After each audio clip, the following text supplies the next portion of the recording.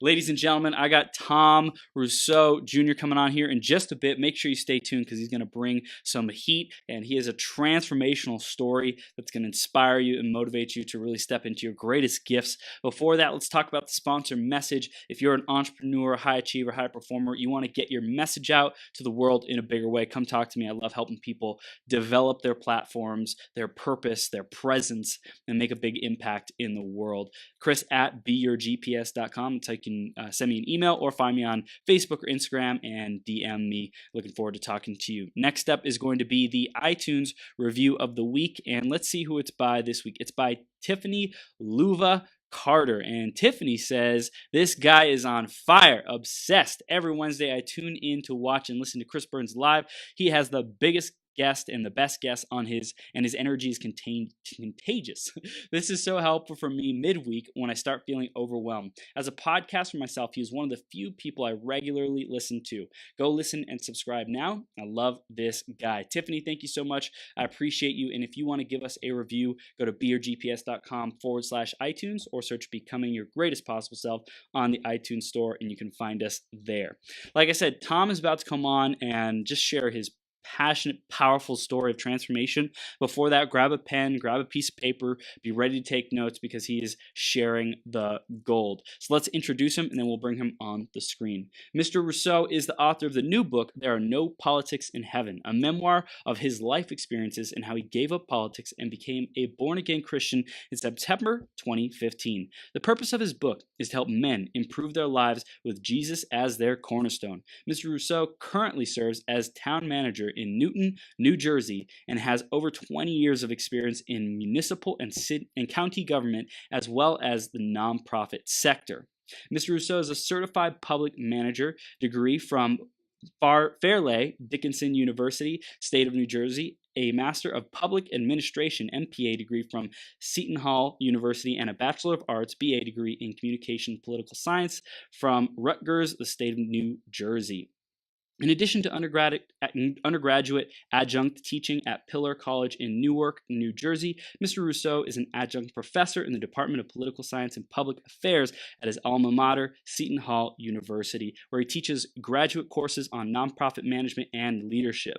He previously served as an elected official in 2 New Jersey municipalities, Parsippany and Bernards, and he currently attends Grace Fellowship Chapel with his family in Bedminster, New Jersey, and serves as a volunteer on the Pause Men's Ministries in Basking Ridge, New Jersey. And there's so much more. I could keep talking all about him, but hey, we want to get him on the screen and talking, sharing about his journey. Tom, are you ready to rock the house, good sir? I am ready to rock and roll. Yes, we're now live on Becoming Your Greatest Possible Self. Thomas, thank you so much for being here and sharing your wisdom and your journey and your experience. And today we're going to dive right into our theme. And we just want to hear what your perspective and experience is on get paid for your story. What does that mean for you? How has that impacted your life, man? Well, first I want to thank you for the opportunity to speak with you and your audience. Anytime I get to talk about my book and the things that I've done in my life and impact the lives of others, it's always a great opportunity. So I'm very grateful. I think, this in my head is that we're all given talents and abilities to be our best version of self. And when I think about my life, I think about the talents and gifts that were given to me by God at birth, things that I took advantage of later in my life, but things, honestly, that I squandered later in life, and I didn't realize the blessings that I had been given to me. And one of the things I want to kind of start off with that I think your viewers and your listeners will find helpful is I want you to think of a prism. And, depending on the age of the audience, you might think of a Pink Floyd album. Depending on what, your generation. But, when I talk to men and I inspire them and I coach them, I tell them, think of your life as you've been given a gift. You have been given that line that comes into the prism. And that's your gift. That's what makes Chris. Your Chris is on fire. Everybody wants to know how much caffeine Chris has during the day because the man doesn't stop, right? But you're passionate. You want to inspire people. And for me, it's been my public things that I've done. But everybody's been given that unique gift. You want to take that gift. You want to accept that gift lovingly, and you want to acknowledge the things that God has given to you, and you want to push that out into the world. Yep. So think of prism. You have the line, it's usually white or it's gray, it comes into the triangle, but when it leaves the triangle, it's a mosaic of beautiful color. And that's what I think our gift is. Our purpose in life is, in the chapter 13 of the book, it's called Peace, Purpose, and a Prism. When you know your purpose, when you know what God has given you as your purpose in this life, it gives you tremendous peace. Mm. And it gives you the ability to push it out into the universe and inspire and help others. And I really want to inspire people through my book, through my coaching, through my speaking endeavors, because I think we're all special as human beings. And I think that if we all, Chris, what it really comes down to, there's two choices, right? There's faith and there's fear. Yep. And if you believe in love and you believe in fear, you can overcome any obstacle, because I think we all go through challenges. I'm sure we'll talk about mine and what I talked about in the book. But when you acknowledge that, God and faith and love, and those are the things that bind us together, we're really unstoppable, and there's really nothing we can't accomplish collaboratively if we do that. So I'm really jacked about having this conversation with you today, because I think this is a message that is missing in a lot of areas, certainly missing in politics, which, is a whole different realm. And it's a component of, honestly, but politics is a metaphor that we'll get into later. But I'm just real excited about the opportunity to talk to you and your team. Awesome, man. Awesome. Well, it's a blessing to have you here, man. I love the example that you shared about, hey, we're almost given this light, this gift at birth, and then what we choose to do with it, that's our own path, that's our own journey. It's the choice. It's like we are a piece of clay, and along our journey, we make choices that help us understand what is the clay made of, what are the materials, what are the elements that came together into us, and how do we develop our clay to be able to serve our gifts and serve other people in the world. And it sounds like you have really grown to be able to do that. So I want to go back into your journey and talk about that growth. You went through some tremendous spiritual growth. So tell us where it all really began for you in politics, and discovering who you are and what your superpowers were there. Well, it's funny. So the running joke in my family is that while other children were doing coloring books in elementary school, I was coloring electoral college maps, right? Yeah. And you know what I mean? Like, is Florida a red state, a blue state? I'm not sure. You know what I mean? And for whatever reason, that was just out of the gate. And, I start the book, my first chapter is The Womb Was Warm, right? Like I start my book from the womb and I go forward. And politics was just a passion of mine. And I just remember as a kid growing up, everybody wants to be a superhero. So for me, I lost myself in comic books as a kid growing up, and you want to be Spider-Man, Batman, or whatever. Yeah. And then as I got older and I was more cognizant of the world around me, I used to observe, and I'm a Jersey guy, so at that time the governor, Tom Kean Sr., and his son is an elected official now in New Jersey, and it was President Reagan. And obviously, I was a TV child, so I'm watching these gentlemen on TV, and I'm sitting back and I'm saying, oh my God, like these people, like they inspire people, they give motivational speeches, people, they resonate with people. I want to be like them. Like it just hit me. So I immersed myself in current events and things along those lines. So I got involved in politics when I was a teenager. I mean, when I was in high school, I was writing speeches and designing campaign posters for students running for class office, and they were successful. And of course, when I ran for class office, I lost, which was a great irony to the whole story. I could get other people elected, but I couldn't get myself elected, go figure. So, I went to undergraduate school, graduate school, and when I came back to Parsippany in my early 20s, I got involved in campaigns because I realized, initially I had the delusion I wanted to be president, I wanted to be governor. Mm-hmm. And then I realized all politics from a purely, political perspective is local, right? That's the old tagline, Tip O'Neill. So I got involved with local campaigns, and I ran a campaign for a local gentleman. He was 31 at the time, and he was successful. Then I was on the zoning board, and then I ran when I was 24, 25 years old, because I said, if they can do it, I can do it. So some element was ego, and originally I lost on the election day in June, and there was one recount, and then I got elected and served 2 terms. But was the passion and was the, and it was kind of it wasn't an accurate representation of what God had put inside of me. At its purity, what I was really seeking was the desire to help others and be involved in public service. And, most people, and we're kind of getting into the weeds, but there is a difference between politics and public service. There just is. And because I think we all know people that are involved locally or nationally that you can just tell they're in it for the right reasons. They're about good government. They want to help others. They want to inspire others. And then unfortunately on the other side, and this isn't a knock at any one person or party, but it's all about ego. It's all about themselves. It's all about image or the tweet of the day. And, I say these things as, someone with strong political beliefs, but I look at, are we electing people that are solving problems? Because in the end, government, to speak to that for a second, is about helping others. It's about inspiring others, and it's about making things better than they are today, right? Yeah. So I've seen politics from the good and the bad, and I've seen elected officials that have been really inspirational and powerful, and I've seen elected officials that you wouldn't want to go anywhere near. So I've seen all of it. I've been involved in politics, right? It was about 30 years I was involved in politics, longer than a lot of people will ever be involved. And I don't miss it because, we'll talk about it, but I pivoted away a few years ago, away from politics into a lot of the things actually that you talked about in my bio that would not have come to fruition if I didn't make that pivot away from that one door. When I closed that one door, God opened so many other doors. I mean, if I didn't walk from politics, this book doesn't happen, and I'm not speaking to you today because you can't change life and think it has impact on everything that follows. Politics was an interesting part of my life, but it's a part of my life that I'm glad has concluded.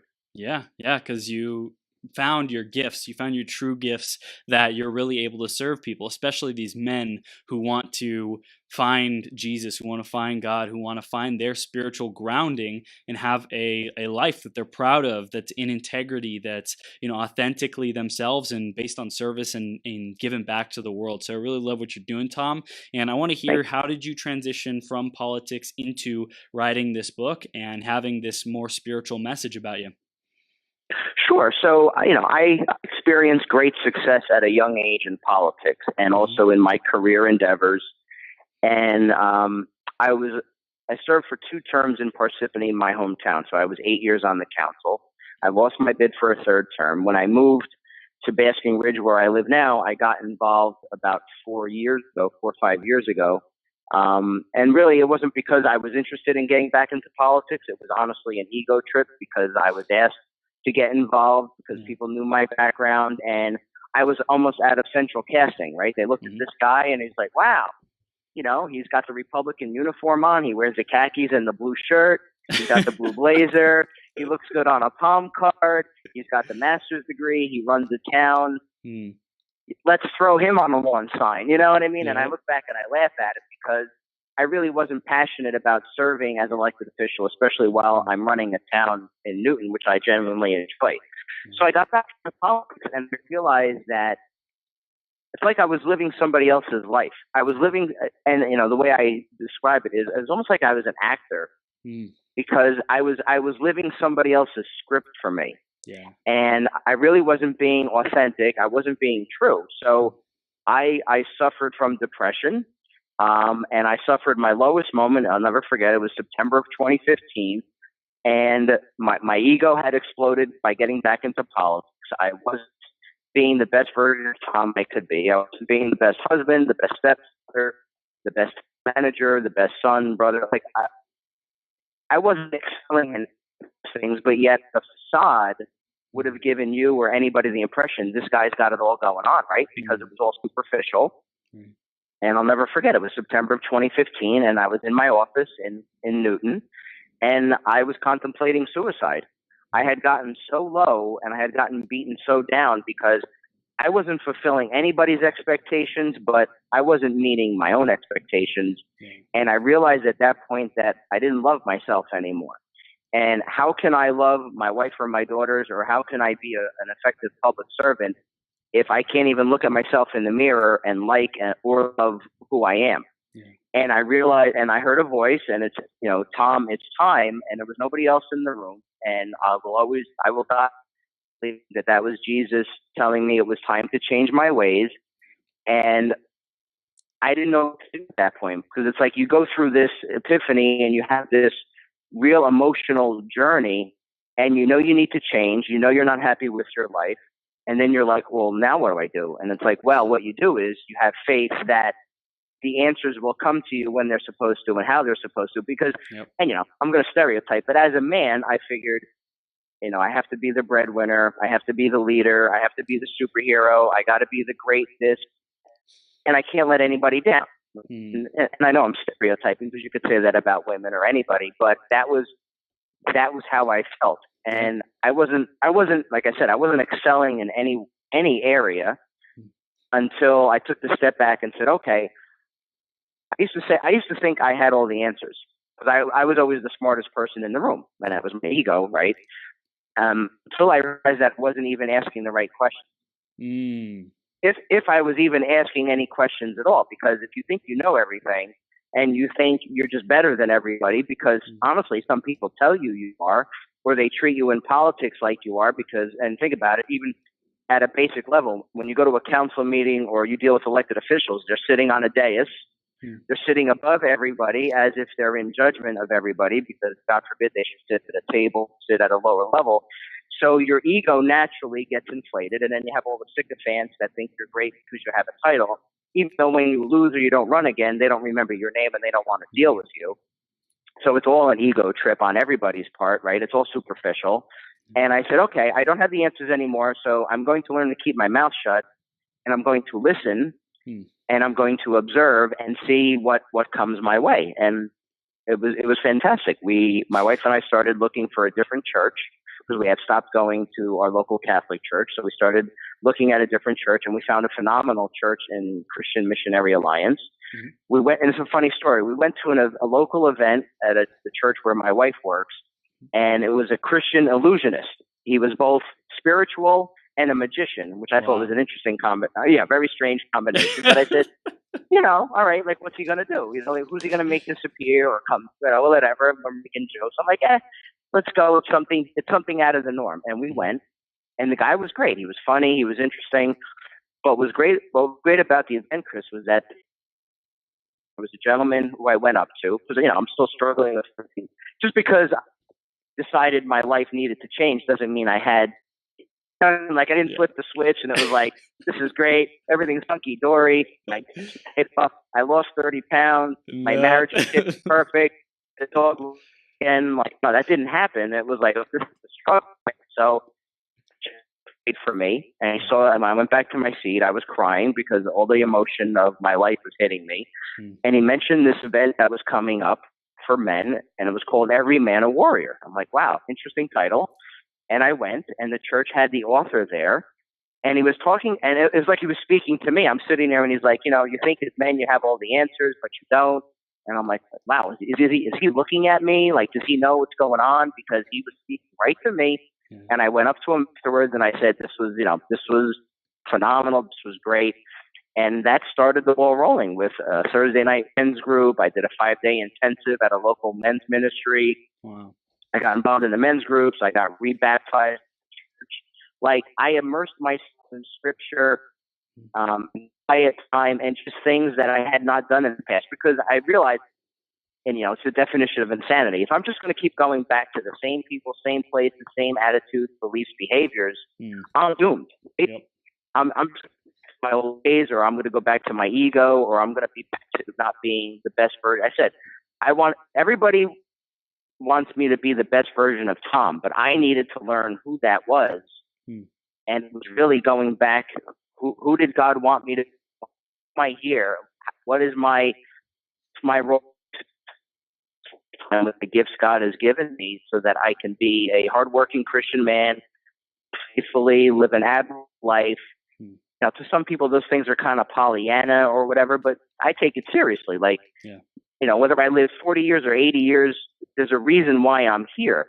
And I want to know what that reason is, so that I cannot, you know, I don't worry about failure because I feel like God has my back, and anything I do, if I pray, have my scripture and quiet time, that God is going to give me the answers that I'm looking for. So I wrote this book and, did the website and do all this coaching because I want men to avoid those landmines. I feel like I can inspire, I can catch them before they step on the IED and blow up themselves and the people.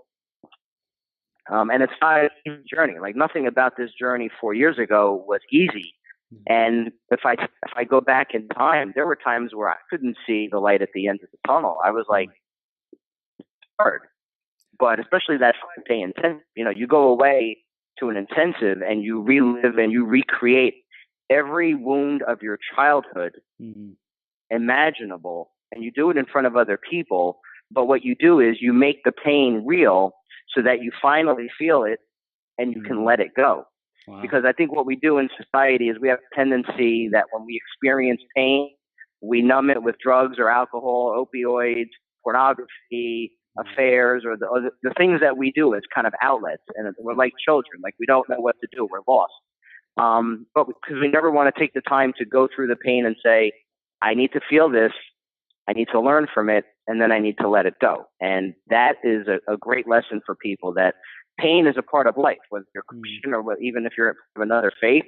The pain, but it's how you manage, and it's how you persevere, and it's how you can be resilient through these challenges and overcome these obstacles that I think helps people life, that was living. Yes, dude, this is gold. I love this, Tom. And especially, I love the point about like really feeling the pain, because a lot of people are so uncomfortable with their emotions, especially men don't know how to communicate and express their emotions in a healthy way. And so they just bottle it down. They think that they're supposed to keep it all together, rub some dirt in it, all these sayings that have conditioned men to be the quote unquote like pain-free, fearless warrior who never wavers, never falters. And it's like when we have that comparison when I have that comparison in my mind, I know other men too, it's like, man, I'm just really not living up to what I'm supposed to be, the Superman, the superhero, the warrior.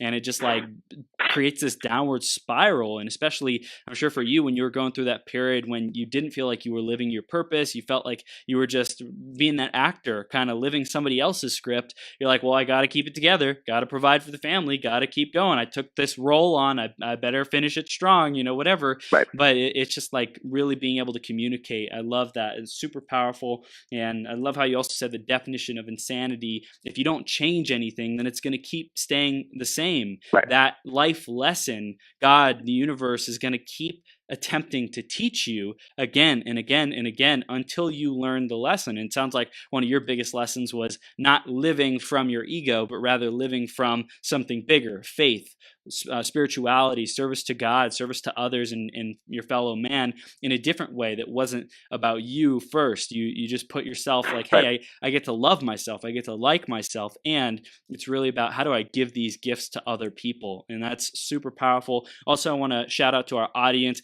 Thank you so much for staying tuned in. This is Gold with Tom. If you're loving this, take a screenshot, share it on Facebook stories, Instagram stories, tag us on Instagram, I am Millionaire Chris. Let us know you're watching this and tuning in, because this is some powerful stuff. So Tom, that was your journey. And then what made you say, I have such a powerful voice, I want to share it with others. I want to put it into a book and have this book leave an impact and a legacy in the world? Yeah, I mean, the genesis of the book was that if I think about my journey, I mean, I recalibrated my whole life. I eliminated friendships, people, places, things. I walked away from my church, right? I started going to a new church. So I hit the reboot button. I blew up the whole system. I started from scratch. I became a born-again Christian and said, I'm going to live the life that I want to live, that I think God is inspiring me to live. Yep. And so, just quickly before I talk about the mechanics of the book. So these are the things that changed for me when I became born again, found Jesus. Health, wealth, peace and joy, relationships, friendships, career, and volunteerism. I mean, that's everything. All those things change. Found faith, true faith. The things that I eliminated or that I was able to mitigate, resentment, ego, control, multitasking, low self-esteem, perfection, selfishness and narcissism, emotional immaturity, insecurity, lack of communication, assertiveness, fear, and keeping up with the Joneses. So not only were there positive things that got changed in like the day-to-day mechanics of, losing weight or dealing with debt and finances or, the things that we deal with in life, right, but there were really key things that were rooted at a deep level emotionally that I was able to either eliminate or mitigate and let go of. So I had all of this knowledge, and what I initially did actually like over a year ago was I developed a workshop for men. Okay. And I want to get in front of men. I want to inspire men, and I'm going to, talk about things that I think they can learn from. And I actually outlined it. It was all ready to go, and I shared it with pastors and some other thought leaders, and they're like, "This is great, but did you ever think about writing a book?" And I was like, "Who wants to read a book about me? I don't want to read a book about my life. What are you kidding? Like that, what's inspiring about that?" Right. And then I was like, maybe it's not a joke. So what I did was I actually took the workshop and I converted it to the book. It took me 6 months. I wrote it last year between April and October. And this is the way God's worked. Every section of the workshop became a chapter in the book. Like, perfect. Wow. 15 sections became 15 chapters ready to go. Every weekend I wrote a chapter. I got it done in the 6 months. I had my best friend growing up, and this is, a blessing of the project. My best friend growing up, Gordon Stables. He's now the professor of communication and journalism. He's the head of the Annenberg School at USC, wow, and he's the debate coach for the university, and he's a great friend. Mm-hmm. And what a blessing it was to have somebody who was a real big influence in my childhood. How many years later, editing my book, which is half memoir, half Christian self-help, spiritual self-help book, and that was phenomenal. So he did the editing. It took about 2-3 months. We launched the book a few weeks ago. Been getting a very good response in terms of sales, but more importantly, I love getting from people, and it's not just men, but feedback that they got at least one interesting nugget out of the book because, and I say this, like, I think my journey is everybody's journey. Now, yeah, I kind of want to speak to the title for a second and, the cover, because the title is There Are No Politics in Heaven. Mm-hmm. Politics for me was, there was the running for office, running campaigns and all that stuff. But politics was my drug. Politics was my ego. Politics was my crack. Politics was my pornography. Whatever thing that you're dealing with in life or that you use as an outlet because you don't want to deal with the rest of your life, that's politics. So politics is the metaphor for people. It's not just R's and D's and campaigns and all that. Because if you look at the cover of the book, and this was the image popped into my head. I designed this cover. It's like, well, when you think of politics, you think of font signs, you think of ballots. And I said, you know what? The ballot is a choice. And in life, you have the choice of, you have the answers. And the ballot on the cover, it's fear, anxiety, despair, and regret. Because those are the things I was experiencing in my life. Yeah. When I chose a different path, a Christian path, I got love, I got peace, I got hope, and I got joy. And that's why, I have the red check mark on the cover for Jesus, because those were the answers, and it changed everything for me. And so it became the book. And now I get, I could do this all day. Like, I love talking about my journey so that men can learn from my mistakes. And I say, learn from me, don't be me. I want to prevent men from putting their faith in false gods or, looking outside of the marriage for vitality and for energy and enthusiasm. I want to, if they were given the gift of being a landscaper or a teacher or an elected official or a podcaster or that it's nothing to be ashamed of, and they should ride that horse, and they should be the best version of that. And I say in the book, all jobs and volunteer endeavors have value, and you're not your title. Like, your title is what you do, but it's not who you are. Yeah. And I think if men would take a step back and acknowledge that, and like you said, men don't have to be perfect. Nobody has to be perfect. This isn't a perfect world. So if your goal is perfection, you're doomed. But if your goal is excellence, you have a fighting chance, because we can all be excellent and inspiring in our marriages and in our relationships and in our churches, houses of worship, and all the things we do. Be excellent. Don't try to be perfect, because if you're going to be like me and you're going to try to be perfect in everything and you're going to fail, then it's going to wound your ego. It's going to affect you emotionally, and then you go into that death spiral. And I don't want that for men. So whether it's men or anybody I can inspire, I feel like God has given me this message so that I can inspire other people to be the best version of themselves. You know, one of the things, Chris, that always comes up that I mentioned in the book is people say, well, you know, I was born under certain circumstances, right? Like, you don't know what I'm going through, or you don't know what my background is. And I had an interview with Diane Lang. She's a therapist and educator and life coach, and she's a professor at Montclair State here in New Jersey. And she said, 50% of life is nurture, right? So it's the cards you've been dealt. Okay, you know, some of us, you know, grew up lower middle class. Some of us are more affluent. Some of us have challenges because of maybe bigotry or racism or things that go on in society, right? So that's what you get out of the gate. 10%, she said, was circumstances. So it's the spouse that has the affair, it's the loss of the job, it's the death of a parent or the death of a child, God forbid. But then she said 40% is nature. It's what can be rewired. It's how you handle the circumstances and the situation that you've been given.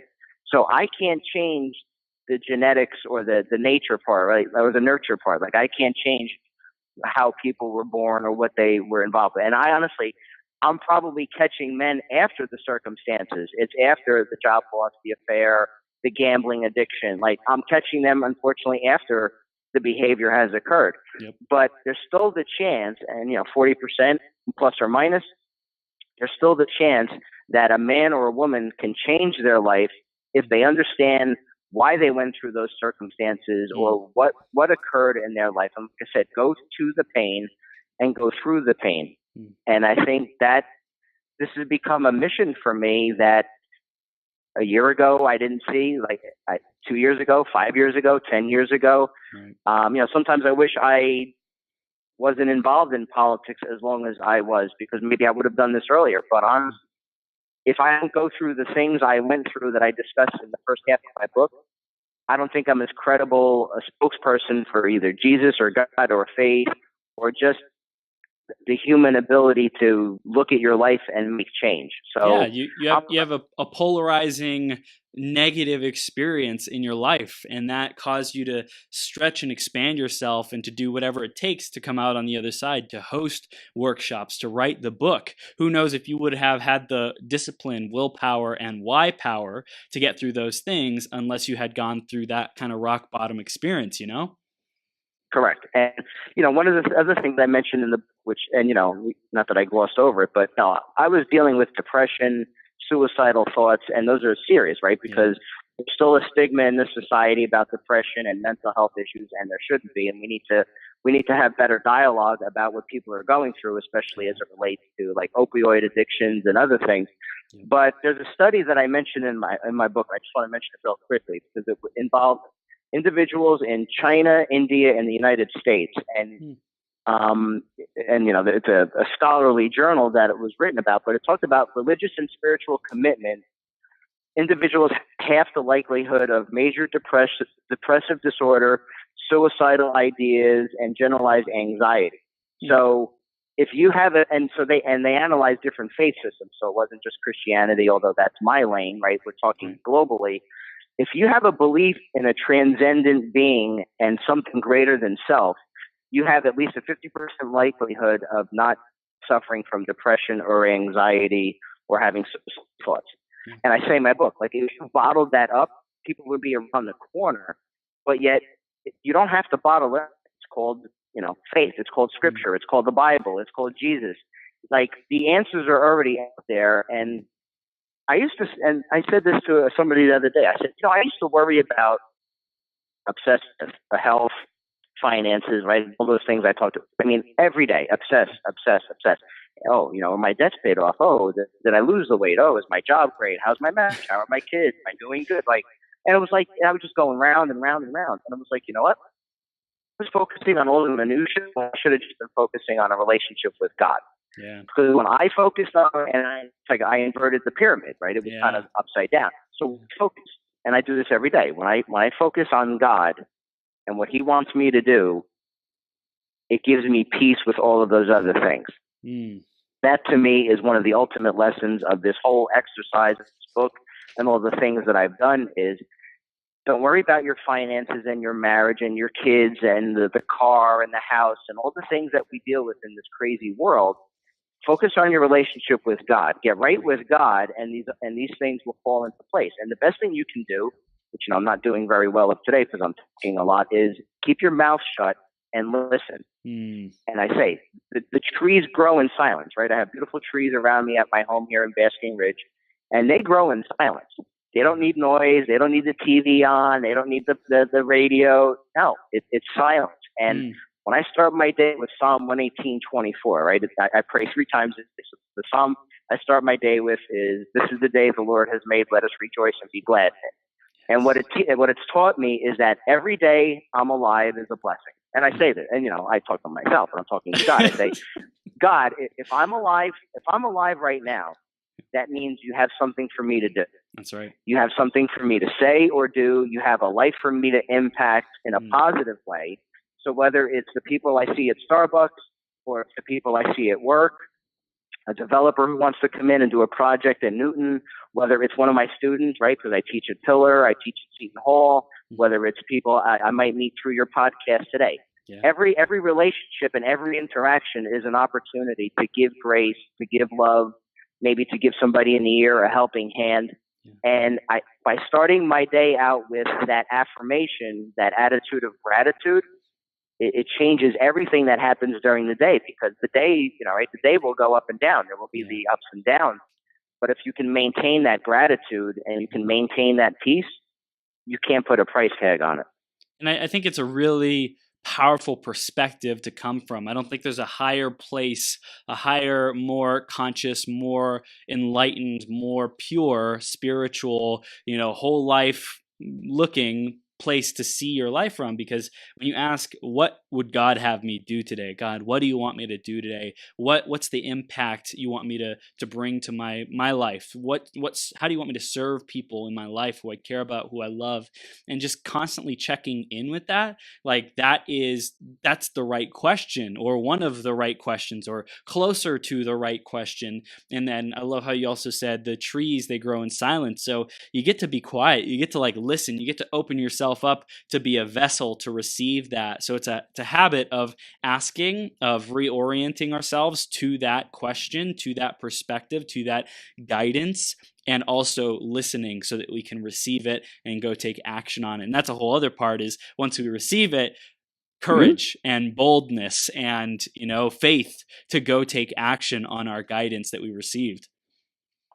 That's exactly right. And one of the things I talk about in the book is, and like I said, the book is geared towards men, but I think this applies to any individual, is we're all going to deal with temptations, uncertainty, doubt, fear.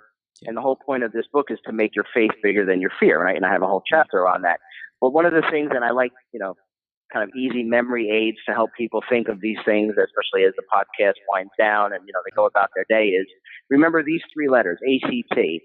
And I say, act like a Christian man. A is accountability, C is consistency, and T is transparency. Take responsibility for your words and your actions, right? We're all impacted by the world around us, but, have accountability, find accountability partners at your church or at your work, especially for men. Men need to be part of a tribe. Yep. So I needed male accountability partners to hold my feet to the fire about certain attitudes, beliefs, or behaviors so that I could be a better version of Tom. Consistency. Yep. Make sure the way you are at home is the way you are at work. Make sure the way you are in public is the way you are in private. Because a lot of us have been able to have dual lives of, I'm nice to my spouse, but maybe not to my kids, or I'm nice to my kids, but I'm really not nice at work, or I treat the people at work great, but I'm not great to my family, right? There's all this duality that sometimes we engage in. And if you can be consistent in all facets of your life, you make it a lot more difficult for the enemy, the devil, or whatever you want to call that other side of the equation. Yep. You make it difficult for that aspect to penetrate your existence. And then the third thing is transparency. Be open and honest, right? Be open and honest with your spouse. Share your intimate thoughts at home. And like you talked about, don't be the superhero. You know, I can't wait to see Avengers Endgame and like everybody else, right? And I can't wait for the next Star Wars. I watched the trailer how many times, but it's like that's not reality, right? And you know, we all want to. Where's my lightsaber? Who took my lightsaber? I don't have it, but it's like, right? You know, but it's like that's not reality. But reality is being transparent, being emotional, acknowledging when you're hurt, acknowledging when you're happy, acknowledging when you're scared. Men have a very difficult time, and most people do that. You know what? I don't know what's going to happen in a marriage or with my kids at college or with my finances or with aging parents. Like, we're all going through this stuff. Like, this isn't like, oh, wow, Tom is going through all these unique things, or Chris is, or, you know, whoever is. These are all the things that we're going to, if we live a long life, we're going to experience all of the roller coaster of emotions. Yeah. But be transparent. You know, for years I couldn't look at myself in the mirror. I couldn't love myself. I couldn't like myself because, like I said, I was an actor on a stage. So I really didn't know who I was. Now that I love who I am, now that I love myself, I can more effectively love others, right? So ACT, act like a Christian man, accountability, consistency, and transparency. I think that's a huge thing for people to keep in mind as a takeaway. And the other thing, that's a great quote, and I can't take credit for it, was Liz Curtis Higgs. I put it in my book in chapter 14. This is a great quote. She said, with God, it isn't who you were that matters, it's who you are now in Christ. Don't worry about your past. Everybody's got a past. Everybody's got things they're proud of.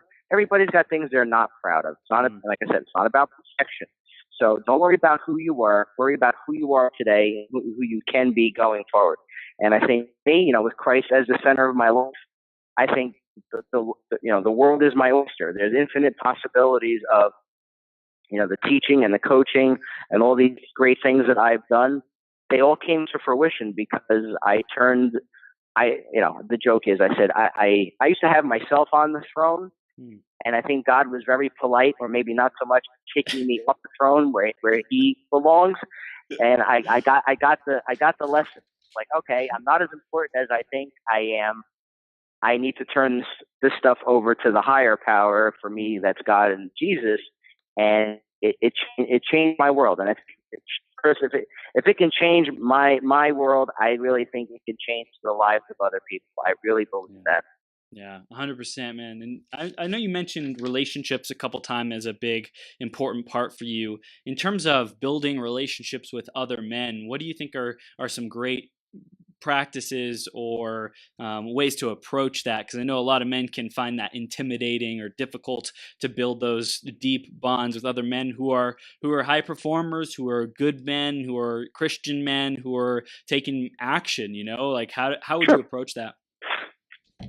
Well, I think the first thing is, you know, acknowledging that we don't have all the answers. So when we can put the ego aside and recognize that there are things in this world that we can't figure out or that we struggle with, that's really the first step, right? It's like acknowledging you need help. It's acknowledging you don't have the answer.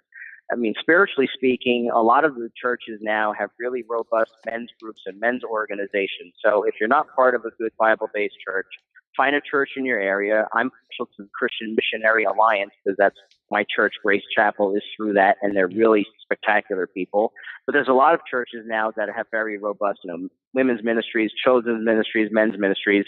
So that could be a safe place for a man to go and to learn and to discuss things.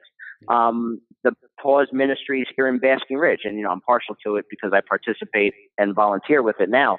But that they were the ones that sponsored the 5-day intensive of why you have certain behaviors or believe certain things. Then they can go to the Pause Ministries website and they can learn about something that is really deep and really intense, but really could change their life. And, you know, there's guys like you, there's guys like me that do coaching and speaking.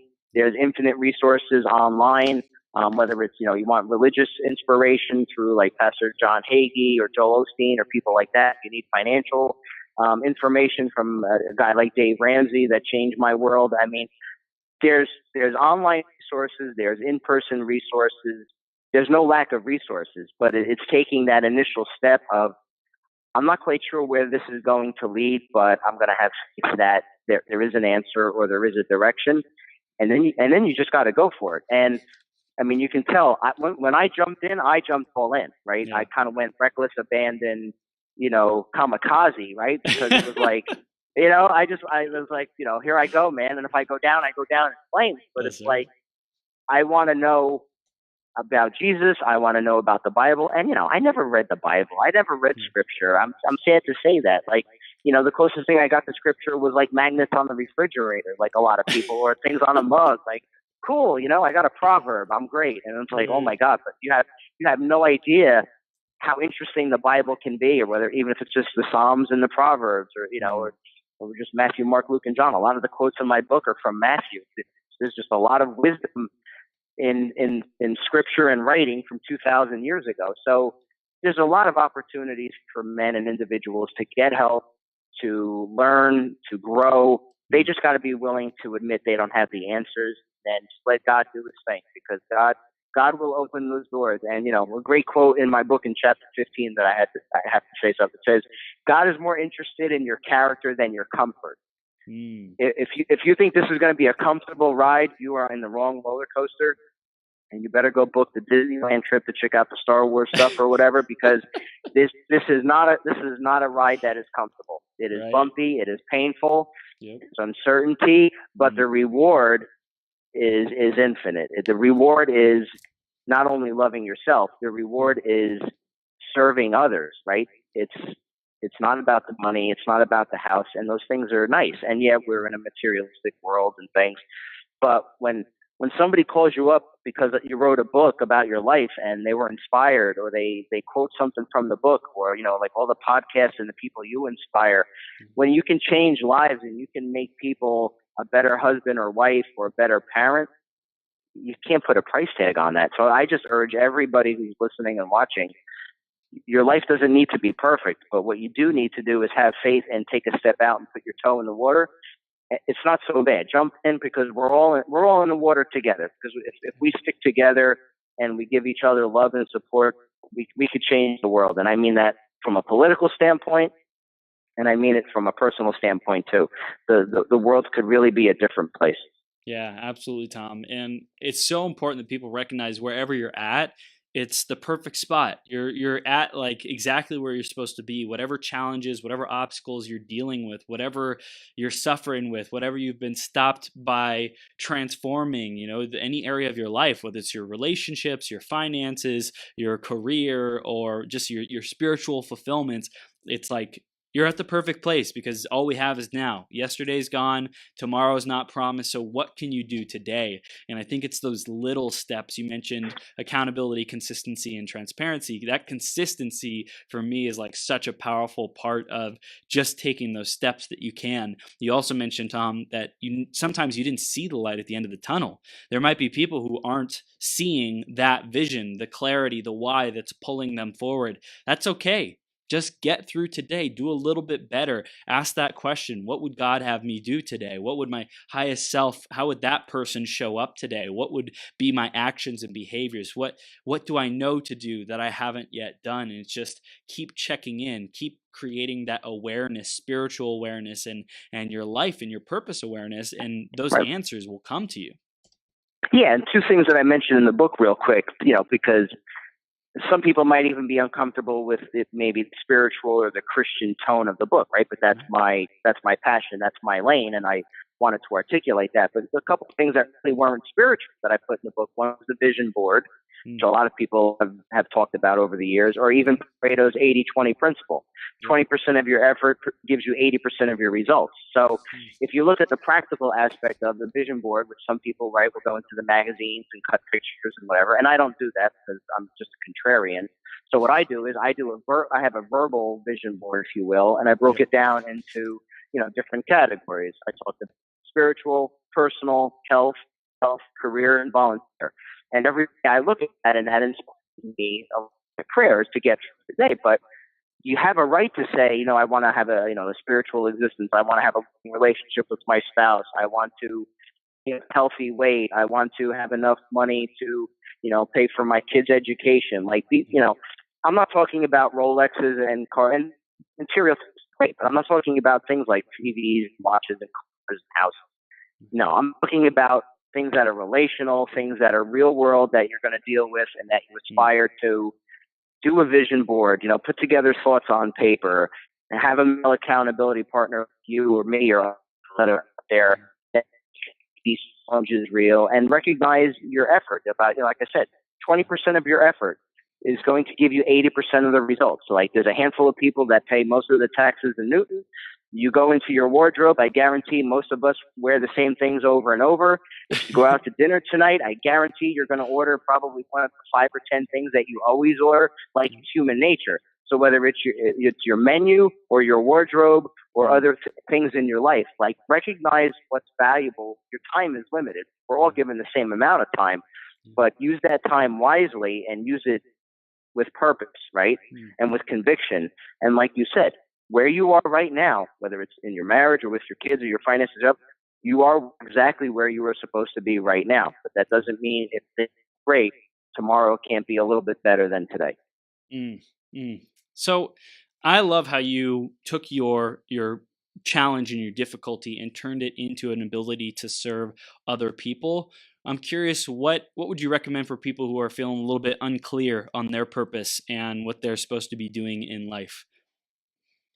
Yeah, I talk about that in the book because, I'm an exception, right? I knew purpose and I had an idea at least at an early age. In the book, I talk about the two extremes. There are people that have no idea what their purpose is, right? And then there's people that have too much. So what I talk about in the book is if you want to figure out what your purpose is or your passion, you need to spend time alone. You need to think about and reflect on what are the things that you enjoy doing. Because I know people that are senior citizens, male, that find landscaping and working with flowers and things very interesting and relaxing. Yet for 40, 50 years, they probably never thought about making that a career. Yet that might be something they can volunteer doing. That's something they could maybe do part-time. And yet they wasted all those years where they had that passion and that enjoyment, but maybe because it wasn't a guy thing to do, they shied away from it. So if you need help finding your passion, I say spend time alone, reflect, and think about the happiest times when time didn't matter. So that's one way to find your passion. Then the other extreme is the people that, I love to do everything. I love to do this and that. They have too many passions, right? So they're not focused.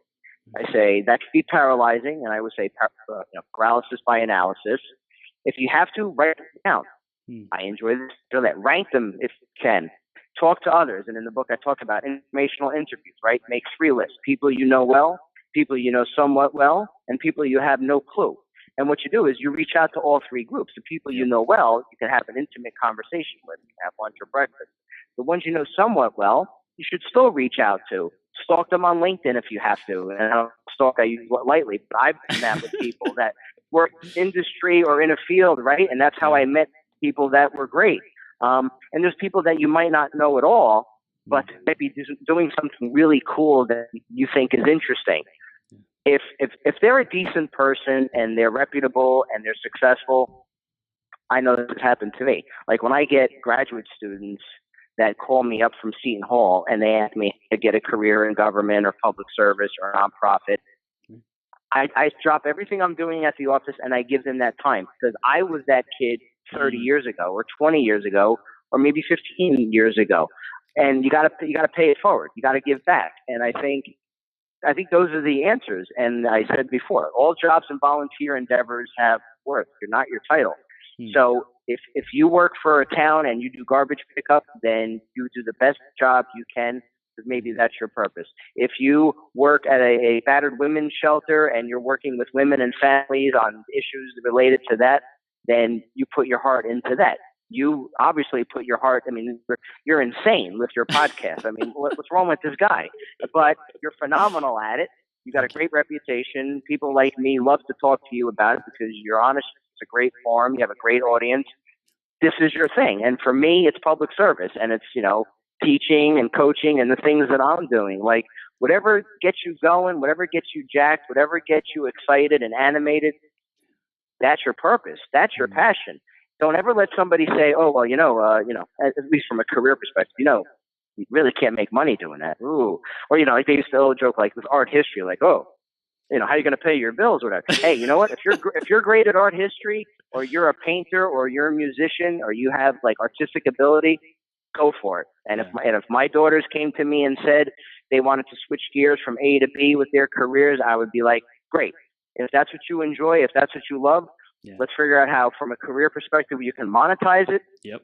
And if you can't monetize it, maybe it's not your career, but maybe it's your volunteer work, right? Maybe there's an organization that you can get involved with that's related. Like if you love animals, maybe you can't work for the Seeing Eye, which is a great group, but maybe you can volunteer with them, or the ASPCA, or a pet shelter or something like that. So there's always ways to take your passion and your purpose and either monetize it from a career perspective or turn it into a volunteer endeavor. The possibilities are limitless. It's just people not being self-defeating, saying, well, I can't do that, or that doesn't make sense, or that's not going to make money, or people are going to judge me if, like, no. If that's your purpose from God, then you go for it. That's right. It's like open up to what's possible. What lights me up? What am I excited about? What am I interested in? What am I curious about? And then go with that. Explore it. Be open. Don't be closed off. Don't like say never, well, maybe. What if that worked out? What would that be like? And just explore it. And I love that, Thomas. It's super, super powerful, man. I mean, Chris, I know we're winding down, but the reality is 2 years ago, I didn't know who the heck you were. No offense. You didn't know who I was. Right. This book wasn't published. I wasn't teaching at Seton Hall. I wasn't teaching at Pillar. I wasn't involved in the men's ministry. And now, fast forward 2 years later, like, you're not going to get rid of me now because I'm going to be your best friend. My book is selling. I'm teaching people, and I'm inspiring them. Like, and it brings tears to my eyes because it's like, how many years ago I was at rock bottom. I had no idea these things were going to come my way, but I persevered. I pushed on, and I had my faith, and my life changed. And I think if it can work for me, it can work for anybody. That's right, man. So I want to wrap it up with a final takeaway. There are no politics in heaven. Bring us home, Tom. Just what's the real point you want people to take on and to live forth from this point forward? Sure. Well, obviously, if people are interested in what I've talked about today, they can go to my website, nopoliticsinheaven.com, order a copy of the book, look at the coaching and other things I'm involved with. I have the paperback version, the Kindle. I have my email address in the book. I have through the website, nopoliticsinheaven.com. You can reach out to me. I'd love to have conversation with people and help them along on their journey. My takeaway is that you're never alone, that there's always somebody out there, whether it's Chris or me or other people, that can inspire you, that can walk with you. And the big thing, and part of my book, is it's never too late. Don't use your age or don't use your life circumstance as an excuse. If you're willing today to say, God is my Savior, Jesus is my Lord and Savior, I'm choosing faith over fear, and I'm going down that path, the doors will open. The opportunities will be there. You just got to take that first. I know it's hard for people, but I'm here to say, if a guy like me who thought he had all the answers can make huge changes in his life and see results, you can do it too. So really, perseverance. It's never too late to change. And, Chris, I'm really grateful for the opportunity to have this time with you. Thank you. Thank you, Thomas. I appreciate you. Anyone who's listening or watching, definitely take action. Go to No Politics in Heaven, get the book, learn and refine your life, and grow in your ability to serve people, grow in your connection with yourself, with your higher self, with your spiritual calling of what you can really do, be, and have in this lifetime. And Tom, it's a pleasure to have you, man. And I appreciate the wisdom that you're sharing. I appreciate how perseverant and tenacious you are. And I appreciate how you've surrendered to a bigger purpose and surrendered to God and His grace in your life, man. It's super, super awesome. So keep up the great work, man. Thank you, sir. I appreciate it. You're welcome. We'll see you soon, okay? All right. Thanks, Chris. All righty. Take care.